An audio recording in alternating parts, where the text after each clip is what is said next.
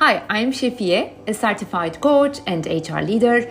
Currently, I'm exploring Gestalt way of coaching. At FastForward-Institute, we are doing humankind works. With this podcast, we want to jump into your life, in the life of all of our listeners, and we want to bring inspiration about what is possible in different aspects of life, like health, career, relationships, so you fast forward your life. Today, not tomorrow. I'm Francisco Castellanos, a rocket scientist, a purposeful leader, and a vegan triathlete. And I want to share with you all the tips and tricks I have developed over the years so you can reach your maximum potential in business, relationships, and health as soon as possible. I want you to fast forward your success so you live a life full of purpose and joy today, not tomorrow. Okay, welcome to Fast Forward Talks. Yes, thank you very much, Francisco. And you should say welcome as well. Welcome. We're doing this together. Welcome. Or is your podcast only? No, this is Fast Forward. Fast Forward. Yes, Good. Fast Forward podcast. And yes, more than 2 or 3 times, you said to me that I want to meet. We are meeting every Sunday. And most of the time in the morning time, and I asked you to meet in the evening time, and you said no, in the evening I need to make preparation for the week.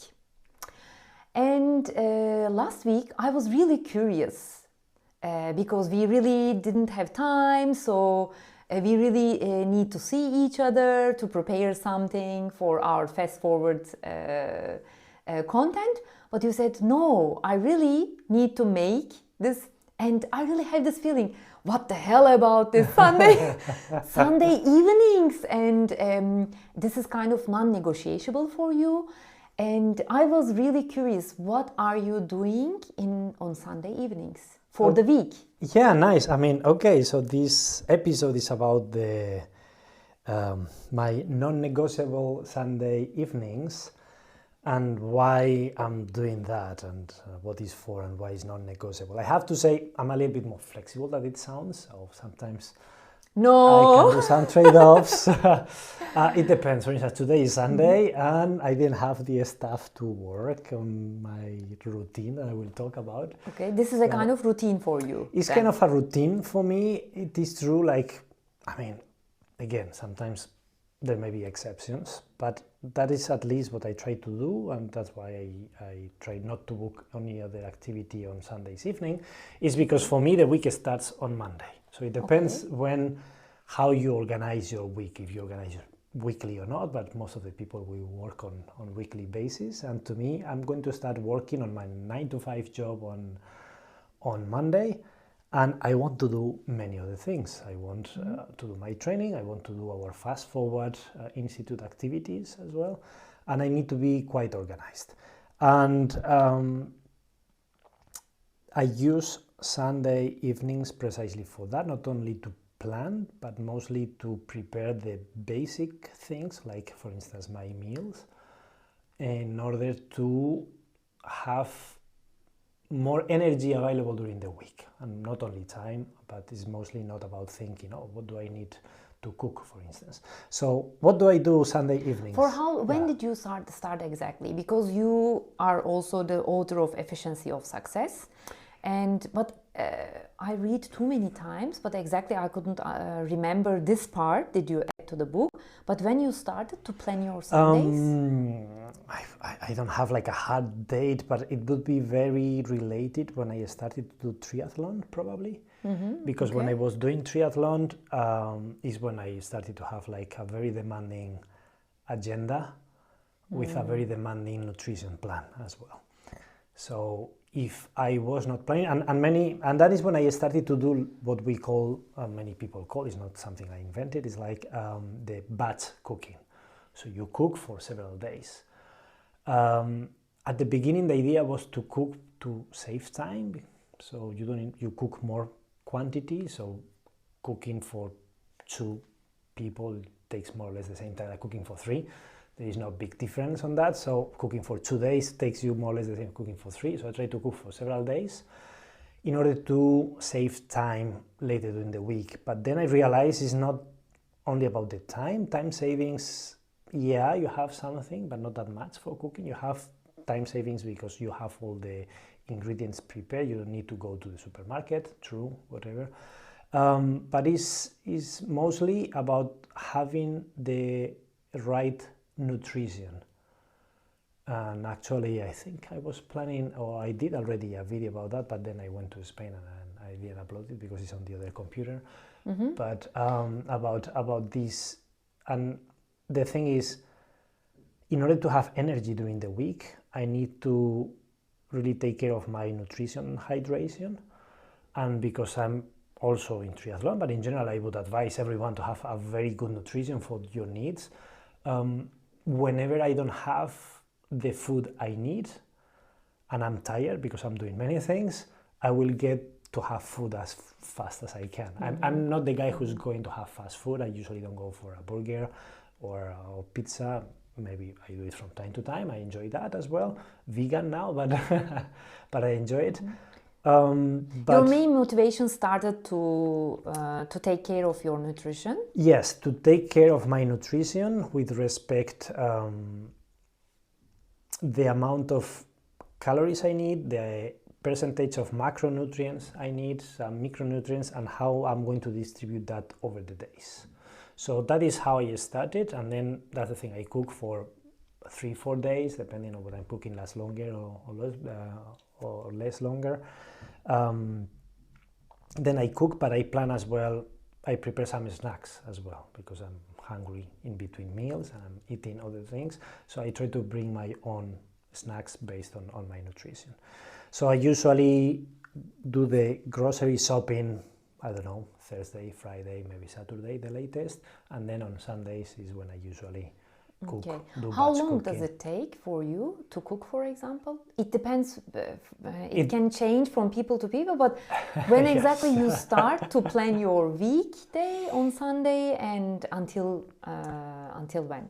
I mean, I have now, after the years, I have like a few things I'm cooking. I'm not having a big variation then. Because what I do, I have meals ready for Monday, Tuesday, Wednesday. Sometimes it lasts to Thursday, sometimes not, depending. And then I complement with other things, and that's when I bring some maybe dinner out with some friends and some other variation here. And then it depends what I'm cooking. But to me, it's like, okay, depending what I see on the supermarket, but in general, I'm not doing anything very complicated. So I go to the supermarket, I have an idea what things can I buy, and then when I'm cooking, it's like 2-3 hours cooking for those days. And what else? Is this only the thing that you prepare for? No, it's make a plan for the week. What no, else? There are more things. I prepare as well my training. So, for instance, I go currently, because the training plan has changed over the years and the periods during the year. But for instance, I'm going, for instance, tomorrow Monday, I'm going for a swim. I'm going to the swimming pool. And on Tuesday, I have, with my triathlon club, I have also a training for running. And Wednesday, I have another activity as well, gym. And then, for instance, I try to get the sport bags ready for the week. So as well, I'm not, because it happened in the past, like I went to the swimming pool and I forgot my flip-flops. Like, I don't want to get funky on my feet. So I prefer to prepare that in advance and get it ready. So I prepare the meals, including the snacks. I prepare the bags, at least what I have for, maybe not the week, because I may share some things among the days, but I get it ready. And then, for instance, now that we are working in the FastForward-Institute, I usually also like to record videos on Sunday evening, so I have them ready for the next of the week. And because during the week then I'm going to be running from one place to another and there is not much time, and I don't want to do that in a rush. And later in the day, I usually do that, maybe not every week, as I said, as non-negotiable, but I'm still improving on keeping all my habits, but I like to plan ahead what are my main goals of that week. How many goals approximately you set for the week? I mean, Why you made this? Yeah, because I would like to say 3. I would It like never to say works, 3, right? but it's never like working. it's like okay, what I'm going to do on Monday, what I'm going to do on Tuesday, Wednesday, so every day, and then I put like okay, those are the key things I want to happen. I have like 3 goals, but then they are breaking down into smaller goals during the week. So at the end, it's like more things is happening. But it's not only that; it's also reminding all the appointments I already have in the schedule, so I don't forget about that. That I try to check every day. So yeah, I'm quite forgetful. So just having that in mind helps. And for the goals, yes, I have. I mean, if you have read the book, I like these health, money, and love, let's say. So I try to focus, okay, what can I do this week with respect to those activities? Those are my goals. You know, as well, we talk from about Brendan Burchard as well. Like he talks about the Friday finishers. I think you need to finish at the end of the week.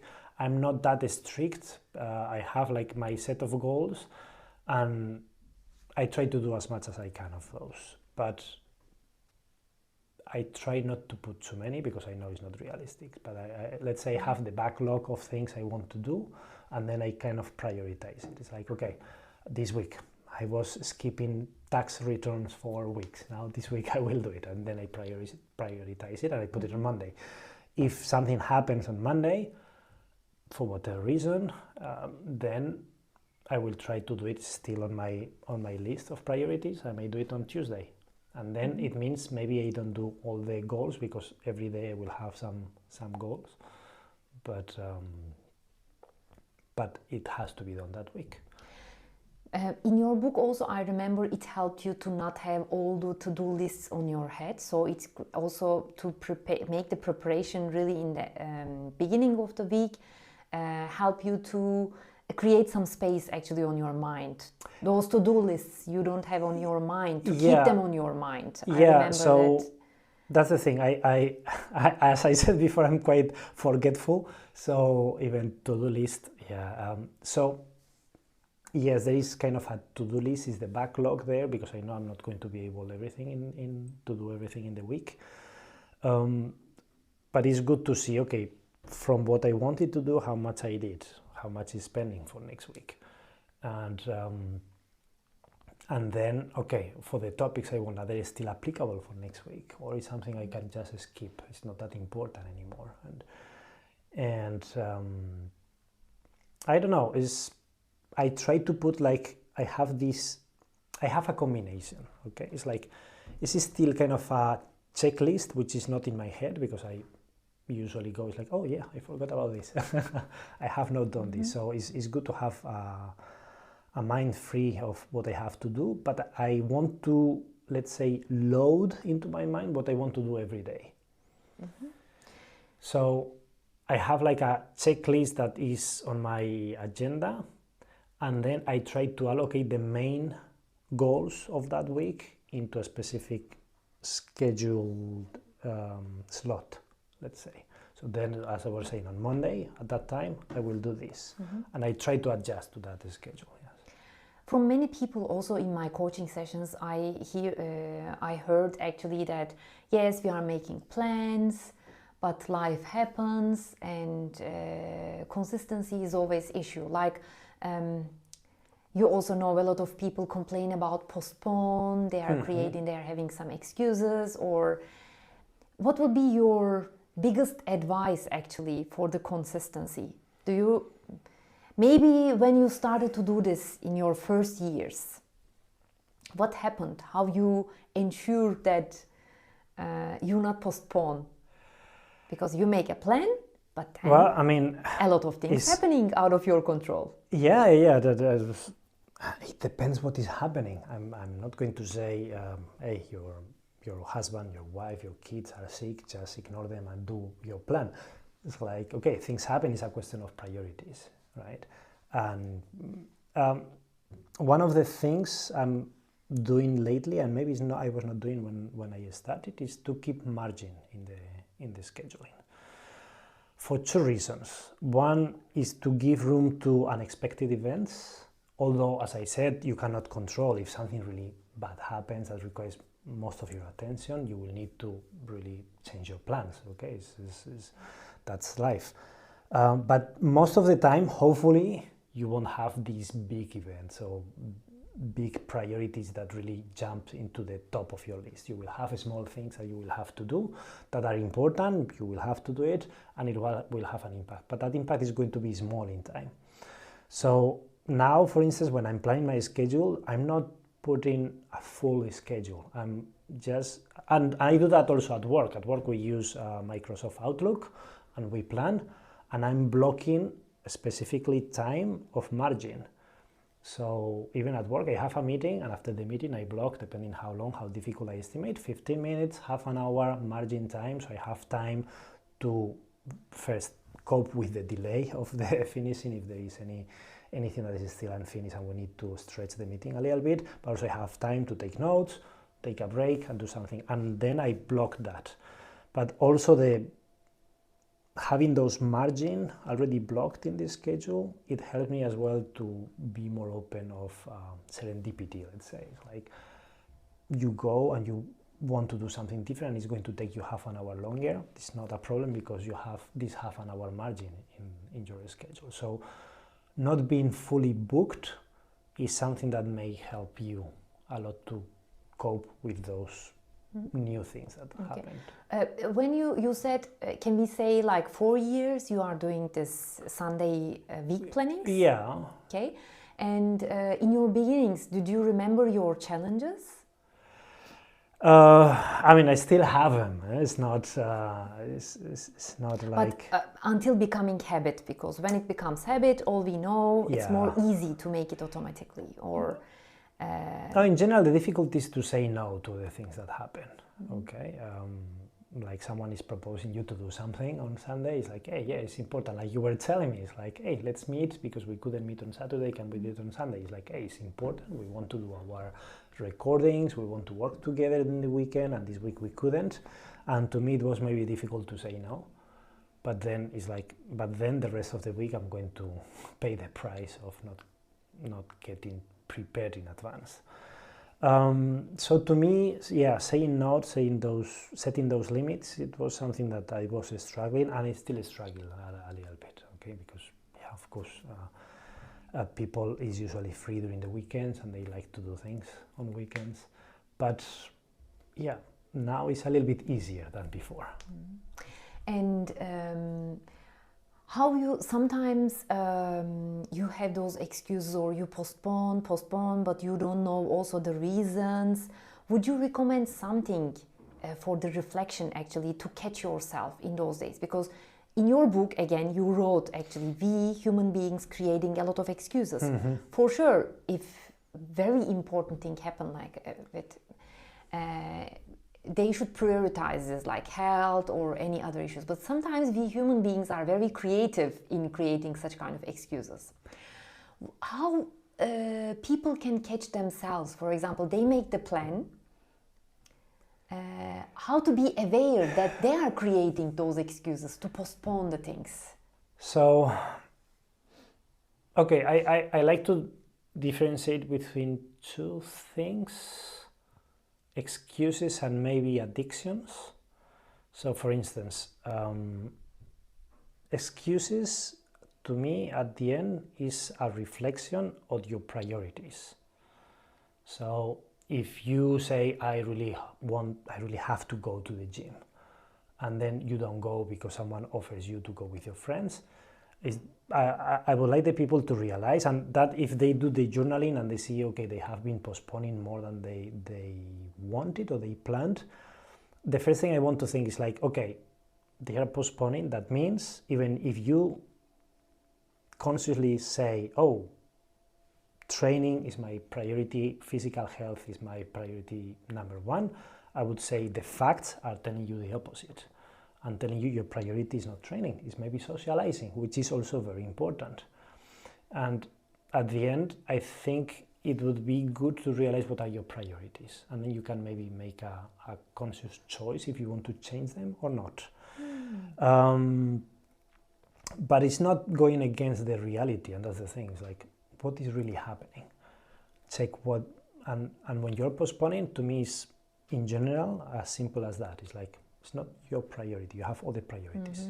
It could be fun, it could be sleeping, it could be socializing, as we said, and then it's okay, that is my priority, and that is the first step to see, okay, is that priority good? Why is like that? And maybe you can use coaching in order to go deeper.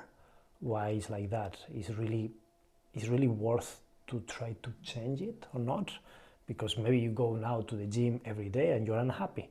So it's like, maybe that would not be a good solution for someone who says, no, I'm not healthy. Yeah, but then later you're not happy. So very good point. It reminds me the approach of Gestalt coaching. Like, are you aware about your needs and wants? So you are saying, actually, with making reflection, actually you can be aware about your wants. Yeah. I mean, if you could not go to gym, maybe your need is to socialize with people. Yeah. So just feed your this need of you, then you may come to that point to go to gym. Lots of time I see people, they are coming without having this awareness. They don't know why they are postponing, but they are very unhappy. But they are very unhappy with postponing. There is something to discover there.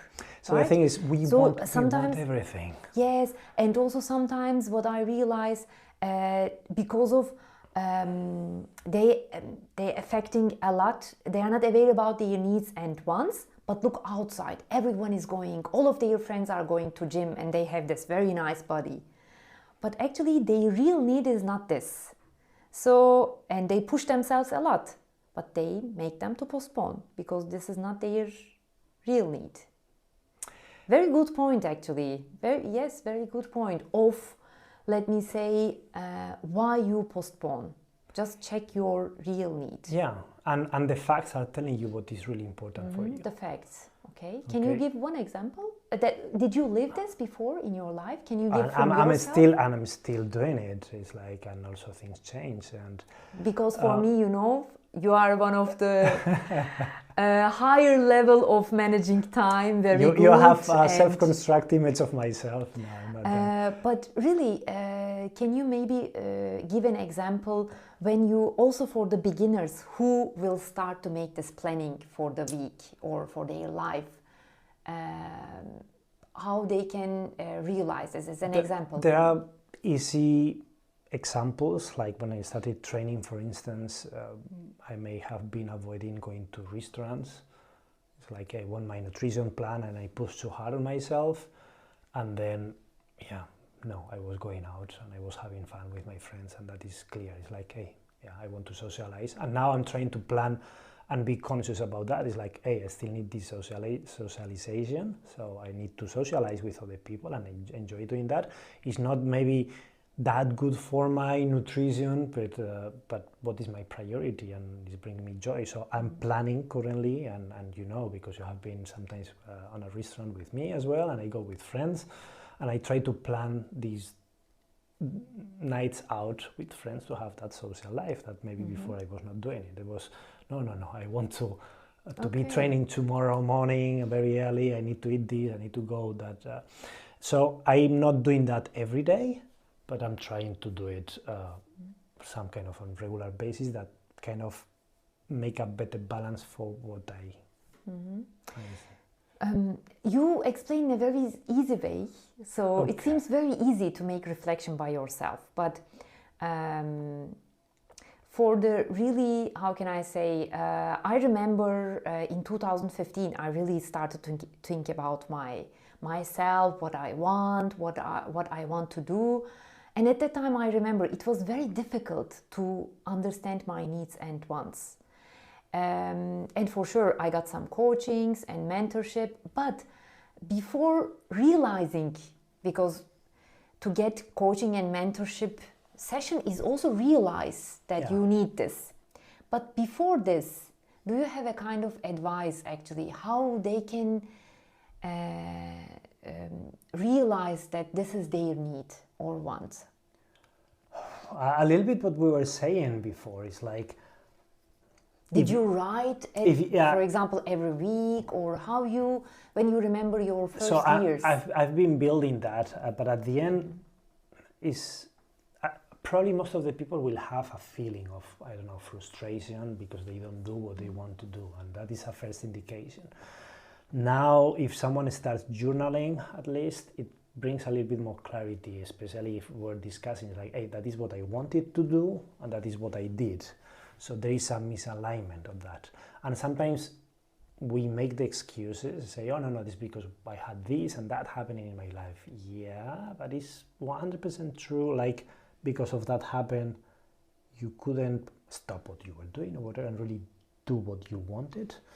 And when you see this misalignment, and then it's like, okay, I could have really done what I wanted, but I didn't.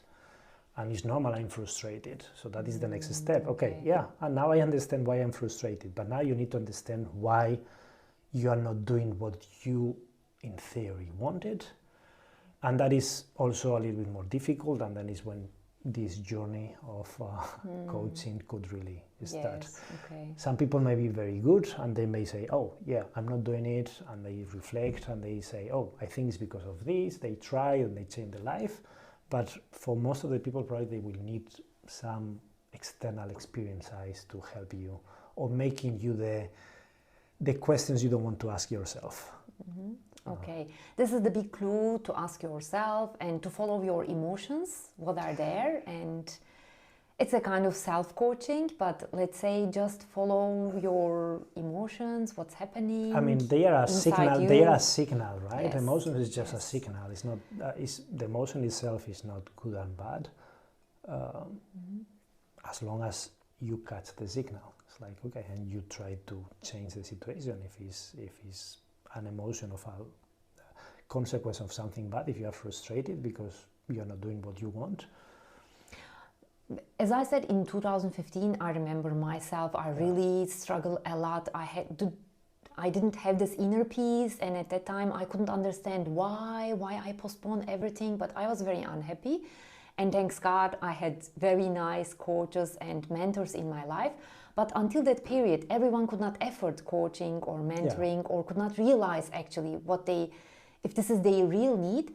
So this can be as a starting point for them. That's the reason, because I observe you since a while, and I really, when I, as a mentor also, I'm getting a lot of advices from you, and I'm saying, okay, it seems very easy, because when you see that a real example in front of you, that someone can do this, and this seems simple and gives a motivation to start. I can do also this. I can start also with this. The good and bad thing, there is always two sides on a coin. It's like, okay, what is easy for me maybe is difficult for you, and the opposite. Maybe there are things that are easy for you and difficult for me.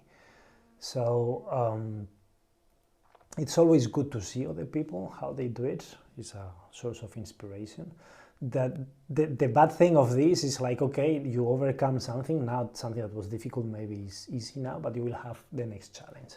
So, yes, sure. So it's better never to compare with someone else, because in that case, as I said, maybe that was difficult for me, now is easy, but I will have something different, and someone else is having that difficulty. But as you know, I always ask you actually, like before getting something, like how do you do this, and what steps, and how many hours does it take? I ask a lot of questions. Those questions are actually, while doing this comparison, is it going to work for me, or which part can work for me and which part couldn't work? So definitely I agree that get inspiration, but don't compare and set a kind of limit this person for yourself.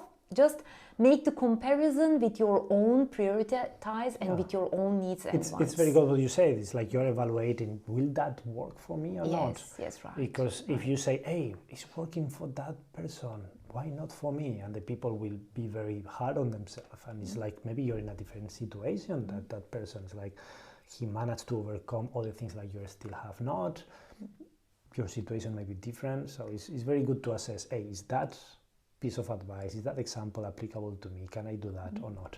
But I think also we discussed in another moment is like, but there are external and internal factors, and that is also when I think here the people should think is like, it's not working, but it's not working because a really, really external factor.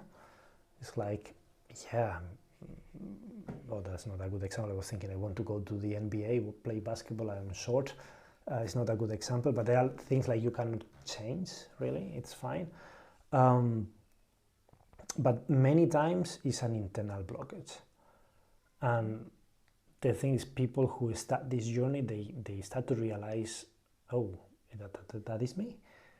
I mean, it's not really an external factor. Maybe that is making things more difficult, but still, I could do it. And then is when they can go to coaching again. It's like, okay, it's me, the one who's blocking myself to do this. So how can I unblock this?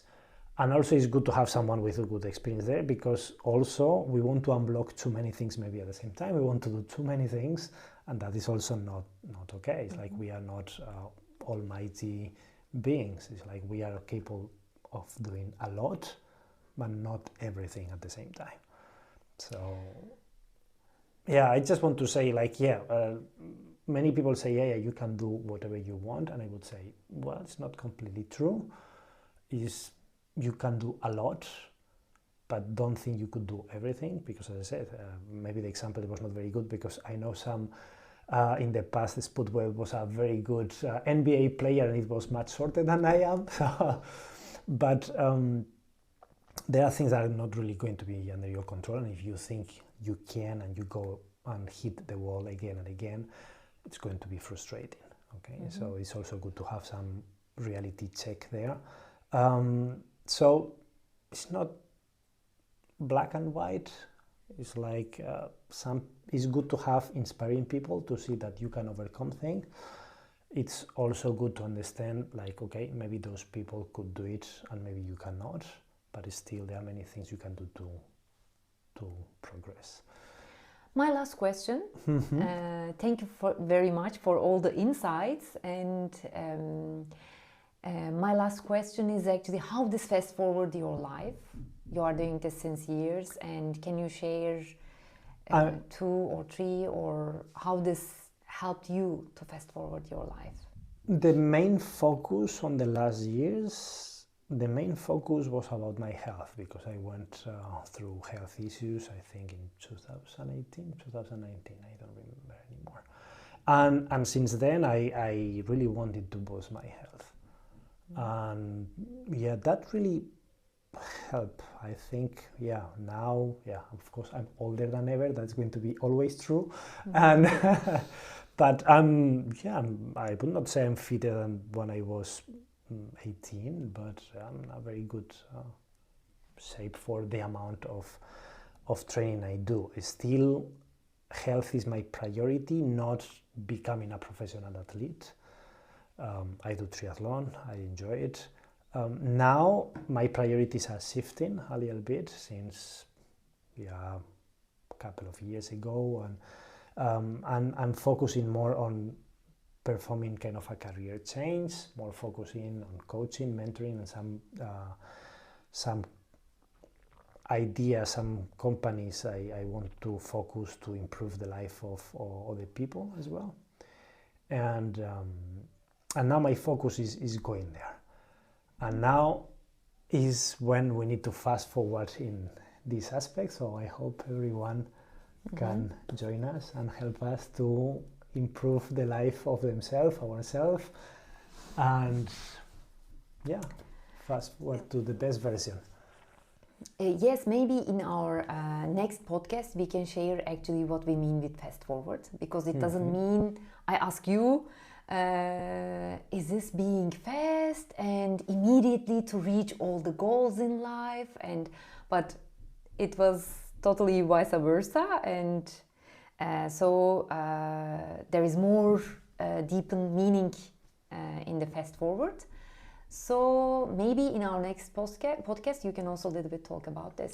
Yeah, I hope we can talk about this, about why we got this name for what we are doing, And yeah, I hope the listeners enjoy this one and they join Thank you us on very this much, and enjoy your planning this Sunday.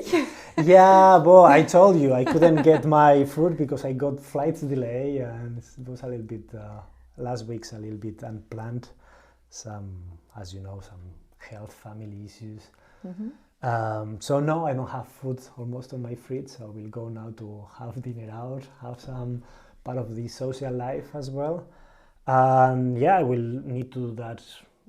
We need to adapt a little bit as well. It's like, for instance, because I still want to do the training tomorrow, I may not be able to cook for the whole week. So I may overcome these few days with some prepared food that I consider healthy, at least according to my standards. And I overcome like the first 2-3 days, and then I will cook, and then I will try to regain this cycle as soon as possible. Thank you very much. Have Welcome. a nice week then. You too.